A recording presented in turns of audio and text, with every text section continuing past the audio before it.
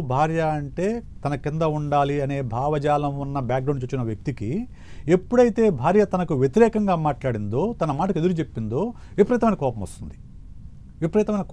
ఎందుకు? నేను బాస్, నేను సంపాదిస్తున్నాను, నువ్వు నా మీద ఆధారపడి ఉంటున్నావు, నేనేం చెప్పినా నువ్వు ఉండాలి అంతే తప్ప నా మాటకు ఎదురు చెప్పకూడదని ఒక యాటిట్యూడ్ డెవలప్ అవుతుంది. దానికి భిన్నంగా భార్య ప్రవర్తించినప్పుడు అప్పుడు ఆమె మీద కోపం వస్తుంది. అలాంటి కోపంలోనే ఆ హత్య అనేది జరిగింది. మనకు వార్తల్లో వస్తున్న విషయాలని బట్టి ఆ రోజు వాళ్ళు సినిమాకి వచ్చిన తర్వాత వాళ్ళిద్దరి మధ్య వాగ్వాదం జరిగింది. వాగ్వాదం జరిగిన తర్వాత ఆమె తాళిబొట్టు తీసి మొహాన విసిరేస్తుందని ఒక పత్రికలో నేను చదివాను. సో అటువంటి దాన్ని ఆయన తట్టుకోలేకపోయాడు. అంటే నా అథారిటీని నువ్వు డినై చేస్తున్నావు అని తట్టుకోలేక ఆమె గట్టిగా కొట్టాడు. ఆమె స్పృహ తప్పింది అనుకున్నాడు, ఆమె చనిపోయింది. అంతవరకు కూడా ఆవేశపూరితంతో చేసిన హత్య అండి అది. ఆవేశపూరితంగా జరిగిన చర్య, దానికి పర్యవసానంగా ఆమె చనిపోయింది. ఆ తర్వాత జరిగిందే గ్రూసమ్ థింగ్. ఏంటది? ఆ శవాన్ని ముక్కలు చేసి దాన్ని బకెట్లో పెట్టి హీటర్తో కాల్చి దాన్ని ఎండబెట్టి దాన్ని పొడి చేసి దాన్ని మీర్పేట లేక్లో కలపడం అనేది అది ఎక్కువగా మనము భయపడాల్సిన విషయం, చర్చించుకోవాల్సిన విషయం. ఇక్కడ మీరు అన్నట్లు సినిమా పనిచేసింది. ఎందుకు? మామూలుగా అయితే ఇంతకు అతను ఏమనుకుంటాడు, అయ్యో చనిపోతే ఏం చేయాలి, దీన్ని ఎలా మాయం చేయాలని ఒక ఆలోచనలో పడిపోతాడు. కానీ ఇక్కడ ఈ సినిమా అనేది అతను ఒక మార్గం చూపించింది. ఏంటి?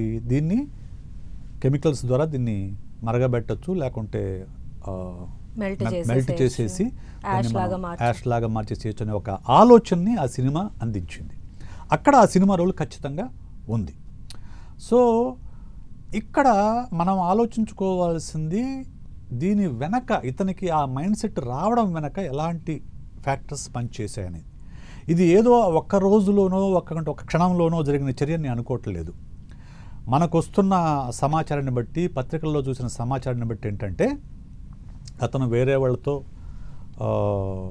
వైవాహికేతర సంబంధంలో ఉన్నాడని, అలాగే ఈమె ప్రవర్తన పట్ల తనకు అనుమానం ఉందని ఇది మనం చదువుతున్నాం.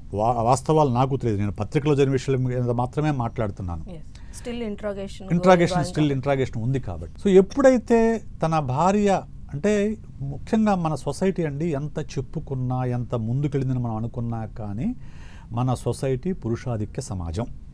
మనది పురుషాధిక్య సమాజం. అంటే పురుషుడు అధికుడు, స్త్రీ అధమురాలు అనుకునే సొసైటీలోనే మనం ఉన్నాం ఇప్పటికీ కూడా. అలాంటి సిచ్యువేషన్లో, అలాంటి వాతావరణంలో పెరిగిన వాడికి నేను భర్తని కాబట్టి నా మాటే నెగ్గాలి, నా మాట భార్య వినాలి అనే ఆలోచన ఖచ్చితంగా ఉంటుంది. దానికి భిన్నంగా ఉన్నప్పుడు అతనికి ఖచ్చితంగా కోపం వస్తుంది. సో ఎప్పుడైతే భార్య ప్రవర్తన పట్ల అనుమానం ఉందో అది కారణం కావచ్చు, లేకుంటే తనకు వైవాహికేతర సంబంధం ఉన్నదాన్ని అది కారణం కావచ్చు, రెండు కారణం కావచ్చు. నాకైతే భార్య పట్ల అనుమానము కారణమని అనిపిస్తుంది. సో ఎందుకంటే వైవాహికత సంబంధం అంటే కంటిన్యూ చేస్తాడు అంతే తప్ప సో దానికి భార్యను చంపాల్సిన అవసరం లేదు. సో భార్య ప్రవర్తనపై అనుమానం ఉంది, దానిని అడుగుంటాడు, లేకుంటే గొడవ పడి ఉంటారు. ఆ సందర్భంలో ఆవేశంలో కొట్టిన దెబ్బకి ఆమె చనిపోయిందని మనం అర్థం చేసుకోవాలి. సో అన్నిటికీ మూలం ఏంటి? పురుషాధిక్య భావజాలం అక్కడి నుంచి వచ్చింది. రెండోది ఆయన మిలిటరీ బ్యాక్గ్రౌండ్. మిలిటరీలో ఏమవుతుందండి, సెన్సిటివిటీ కోల్పోతారు మనుషులు. మిలిటరీలో ఉన్నప్పుడు ఏమవుతుందంటే, నా ఎదురుగా టార్గెట్ ఉంటే టార్గెట్ చంపేయాలి అంతే. అంతకు మించి ఆ టార్గెట్ వాడు ఎవడు, వాడి మనుషులు మంచోడా చెడ్డోడు ఇవన్నీ అనవసరం, శత్రువు చంపేయాలి అంతే. దీనికి అలవాటు పడిపోతారు. అలవాటు పడిపోయినప్పుడు అలాగే కొంచెం అగ్రెసివ్గా కూడా ఉంటారు మిలిటరీ పీపుల్. ఎందుకంటే వాళ్ళు ఏం వచ్చిందిగా ఫిజికల్ ఎక్సర్సైజ్ చేయడం కానివ్వండి, ఆ శత్రువులతో పోరాటం కానివ్వడం వల్ల కొంచెం అగ్రెసివ్నెస్ పెరుగుతుంది. సో దాంతోపాటు కొంతమంది మిలిటరీ పీపుల్లో PTSD డెవలప్ అవుతుంది. అంటే పోస్ట్ ట్రామాటిక్ స్ట్రెస్ డిజార్డర్ అనేది డెవలప్ అవుతుంది. అంటే ఏంటి, వాళ్ళు కొంచెం కష్టతరమైన ప్రదేశాల్లో పనిచేస్తారు. కొంతమంది ఆ ఎన్కౌంటర్లను ఫేస్ చేసి ఉండొచ్చు.